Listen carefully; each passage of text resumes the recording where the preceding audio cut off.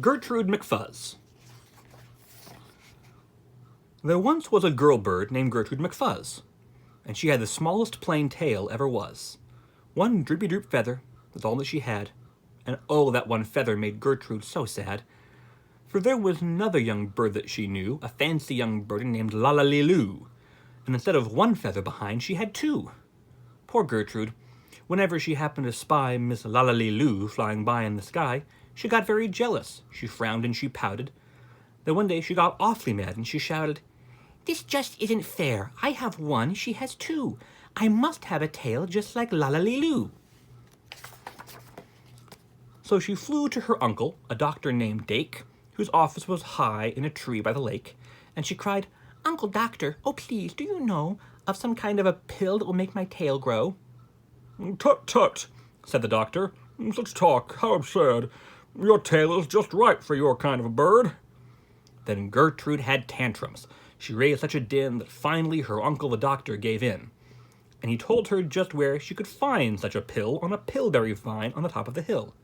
"Oh, thank you," chirped Gertrude McFuzz, and she flew right straight to the hill where the pillberry grew.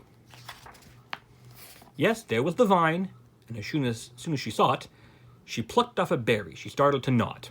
It tasted just awful, almost made her sick, but she wanted that tail, so she swallowed it quick. Then she felt something happen. She felt a small twitch, as if she'd been tapped down behind by a switch. And Gertrude looked round, and she cheered. It was true! 2 feathers, exactly like Lallaliloo. Then she got an idea. "Now I know what I'll do. I'll grow a tail better than Lallaliloo. These pills that grow feathers are working just fine." So she nibbled another one off of the vine. She felt a new twitch, and then Gertrude yelled, "Whee! Miss Lala has only just 2. I have 3. When Lallaliloo sees this beautiful stuff, she'll fall right down flat on her face, sure enough. I'll show her who's pretty. I certainly will. Why, I'll make my tail even prettier still." She snatched those berries that grew on that vine, she gobbled on 4, 5, 6, 7, 8, 9, and she didn't stop eating young Gertrude McFuzz till she'd eaten 3 dozen. That's all that there was. And the feathers popped out. With a zang, with a zing, they blossomed like flowers that bloom in the spring. All fit for a queen, what a sight to behold. They sparkled like diamonds and gumdrops and gold. Like silk, like spaghetti, like satin, like lace. They burst out like rockets all over the place. They waved in the air and they swished in the breeze, and some were as long as the branches of trees. And still they kept growing. They popped and they popped until long about sundown, when finally they stopped. "And now," giggled Gertrude, "the next thing to do is to fly straight home and show Lallaliloo. And when Lala sees these, why, her face will get red, and she'll let out a scream and she'll fall right down dead."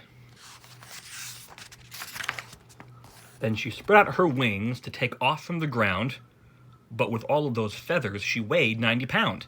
She yanked and she pulled and she let out a squawk, but that bird couldn't fly, couldn't run, couldn't walk.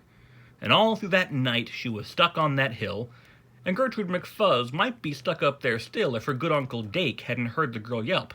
He rushed to her rescue and brought along help.